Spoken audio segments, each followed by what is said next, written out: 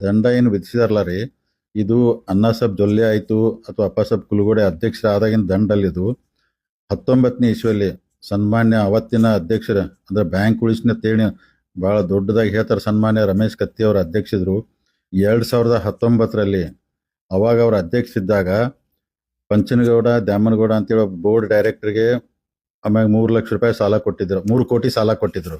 ಅದಾದ ಕೃಷ್ಣ ಅನುಗೋಳ್ಕರ್ ಅನ್ನೋ ಒಬ್ಬ ಬೋರ್ಡ್ ಡೈರೆಕ್ಟರ್ಗೆ 60 ಲಕ್ಷ ರೂಪಾಯಿ ವೆಹಿಕಲ್ ತೊಗೊಳಗೆ ಸಾಲ ಕೊಟ್ಟಿದ್ರು.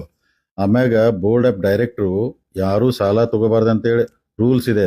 ಆದರೂ ಹಿಂದಿನ ಅಧ್ಯಕ್ಷ ರಮೇಶ್ ಕತ್ತಿ ಅವರು ಅವರಿಬ್ಬರಿಗೂ ಬೋರ್ಡ್ ಆಫ್ ಡೈರೆಕ್ಟರ್ ಒಬ್ಬರಿಗೆ 3 ಕೋಟಿ ಒಬ್ಬರಿಗೆ 60 ಲಕ್ಷ ಸಾಲ ಕೊಟ್ಟದಕ್ಕೆ ನಮಗೂ ಅಂದ್ರೆ 1 ಲಕ್ಷ ರೂಪಾಯಿ ದಂಡ RBI ಹಾಕಿದೆ. ಅಂದ್ರೆ 2019ರಲ್ಲಿ ರಮೇಶ್ ಕತ್ತಿ ಅವ್ರು ಮಾಡಿದ್ಕು ಇವತ್ತು ನಮಗೆ ದಂಡ ಬಿತ್ತು. ಇದು ಒಂದು.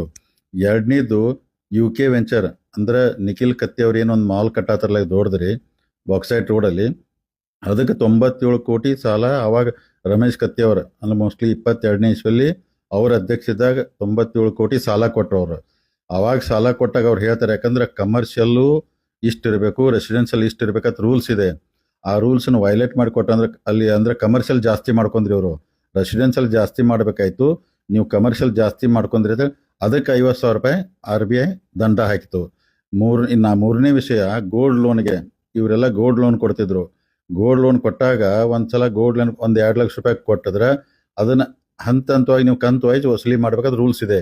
ಇವರು ಈ ವರ್ಷ ಕೊಡ್ತಿದ್ರು, ಮುಂದಿನ ವರ್ಷ ಡೈರೆಕ್ಟ್ 2 ಲಕ್ಷ ವಸೂಲಿ ಮಾಡ್ತಾರೆ. ವಸೂಲಿ ಆಗಿದೆ ಇಲ್ಲ ಅಂತಲ್ಲ, ವಸೂಲಿ ಹಂಗೆ ಮಾಡಿಬಿಟ್ಟು ತಗೊಂಡಕ್ಕೆ ಅವಾಗ ನೀವು ಹಂತವಾಗಿ ಅಂದ್ರೆ ಕಂತನ್ನು ನೀವು ತುಂಬ್ಕೋಬೇಕಾಯ್ತು. ಡೈರೆಕ್ಟ್ 1 ವರ್ಷಕ್ಕೆ ತುಂಬ್ಕೋ ಅದಕ್ಕೆ 50,000 ರೂಪಾಯಿ ದಂಡ ಆಯಿತು.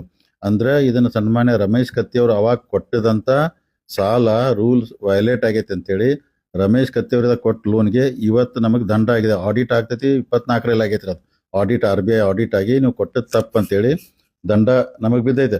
ಅದಕ್ಕೆ ದಯಮಾಡಿ ಈ ಜನತೆಗೆ ನಾವು ವಿನಂತಿ ಮಾಡ್ಕೋತೀನಿ, ಯಾವುದೇ ವಿಷಯ ಬಂದ್ರೆ ಏನು ಅಣ್ಣಾ ಸಾಹೇಬ್ ಜೊಲ್ಲೆ ಅವರು ಅಪ್ಪ ಸಾಹೇಬ್ ಕುಲಗೋಡೆ ಬ್ಯಾಂಕ್ ಅಧ್ಯಕ್ಷ ದಂಡ ಬಿತ್ತತ್ತಲ್ಲ, ನಾವು ಇವ್ರು ಯಾರೂ ತಪ್ಪು ಮಾಡಿಲ್ಲ, ಭಾಳ ಕ್ಲೀನಾಗಿ ಬ್ಯಾಂಕ್ ನಡೆಸತ್ತಾರು.